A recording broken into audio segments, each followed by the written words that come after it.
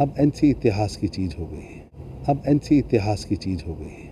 अब एनसी इतिहास की चीज़ हो गई है। बातचीत करने के लिए कहा है, क्या कहेंगे? और कहा है कि पाकिस्तान के साथ ऐसा है दोस्ती कि वो होनी भी 80-90 के दशक में है, देश 2020 के दशक में है। फारूक अब्दुल्ला साहब, मैं उनकी आयु का ध्यान रखते हुए इतना ही कहूँगा, ये नरेंद्र मोदी का भारत है, ये जम्मू कश्मीर के नागरिकों से बात करेगा। फारूक अब्दुल्ला साहब, मैं उनकी आयु का ध्यान रखते हुए इतना ही कहूँगा, ये नरेंद्र मोदी का भारत है, ये जम्मू कश्मीर के नागरिकों से बात करेगा। मौजूद है सर, किस तरह से देखते हैं? कल डॉक्टर फारूक अब्दुल्ला की बात करें तो कहीं ना कहीं एक बार फिर से उन्होंने बीजेपी पे तंज कसा है और ना ही राजा गुलाब सिंह के बर्थडे की याद आई है। ऐसा है कि जम्मू कश्मीर की सियासत से, जम्मू कश्मीर की सियासत की नबज से फारूक अब्दुल्ला साहब का ध्यान हट चुका है। आजकल उनके सपनों में पाकिस्तान व चाइना आता है, इसलिए जम्मू कश्मीर के महाराजा गुलाब सिंह, जिन्होंने देश का नाम, पूरे भारत का नाम रोशन किया, देश के स्वतंत्रता सेनानी, देश के फ्रीडम फाइटर्स, देश के लिए वीर गति प्राप्त करने वाले सैनिक, उन्हें याद नहीं आते हैं। उन्हें आजकल आतंकवादी याद आते हैं। सर, डॉक्टर फारूक अब्दुल्ला साहब की बात करें, उन्होंने ये साफ तौर पे कहा कि देखिए, दो दिग्गज नेता तो गए हैं, लेकिन उससे नेशनल कॉन्फ्रेंस और भी उभर कर सामने आई है और भी स्ट्रांग हुई है, क्योंकि उन नेताओं की वजह से कहीं ना कहीं बाकी लीडर को बोलने का मौका नहीं मिलता। ऐसा है कि घर में बैठ के वो खुश रहें, कुछ ख्याली पुलाव बनाते हैं तो और खुश रहें, लेकिन दुनिया जानती है, जम्मू कश्मीर का आम नागरिक जानता है कि देवेंद्र राणा का एनसी को छोड़ना या बाकी नेताओं का एनसी को छोड़ना अब एनसी इतिहास की चीज़ हो गई है।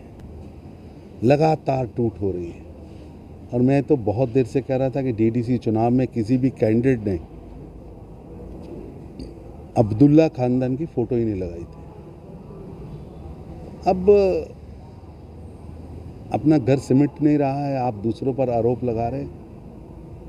निश्चित रूप से जम्मू कश्मीर की जनता जो है, ये दोनों परिवारों के वंशवाद की और वंशवाद की बेला द्वारा लगातार जम्मू कश्मीर के आम नागरिकों को लूटने की जो ऐतिहासिक घटनाएं हैं, उनके कारण जनता अब उनका चेहरा भी नहीं देखती। बातचीत करने के लिए कहा है, क्या कहेंगे? और कहा है कि पाकिस्तान के साथ ऐसा है दोस्ती कि होनी वो भी 80-90 के दशक में है, देश 2020 के दशक में है।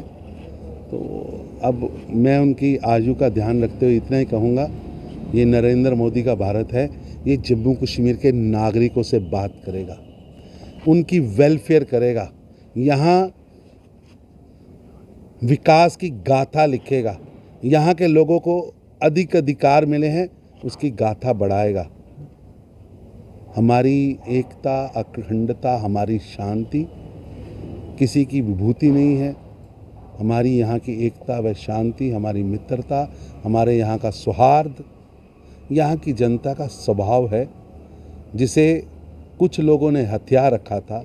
अब उनके परिवारों की जो दशकों पुरानी रोजी रोटी की दुकानें बंद हो चुकी। इस समय आप जम्मू कश्मीर पर भारी तरुण चुग को सुन रहे थे। जिस तरह से आज जम्मू पहुंचते ही उन्होंने नेशनल कॉन्फ्रेंस पर जो है निशाना साधा है और जब डॉक्टर फारूक अब्दुल्ला को लेकर सवाल पूछा तो उन्होंने ये कहा कि वो अपनी इस समय सुध बुध खोए बैठे हैं और उसी के चलते आज जम्मू पहुंचते ही नेशनल कॉन्फ्रेंस पर तंज कसते हुए नजर आए हैं बीजेपी के तरुण चुग, जो जम्मू कश्मीर के प्रभारी हैं। हालांकि अब ये देखने वाला समय होगा कि ये बातें कितनी सत्य होती हैं या नहीं होती हैं, ये तो समय ही बताएगा। तब तक के लिए आप बने रहे JK 24/7 के लिए। कैमरा पर्सन दीपक कुमार के साथ जम्मू से, धन्यवाद।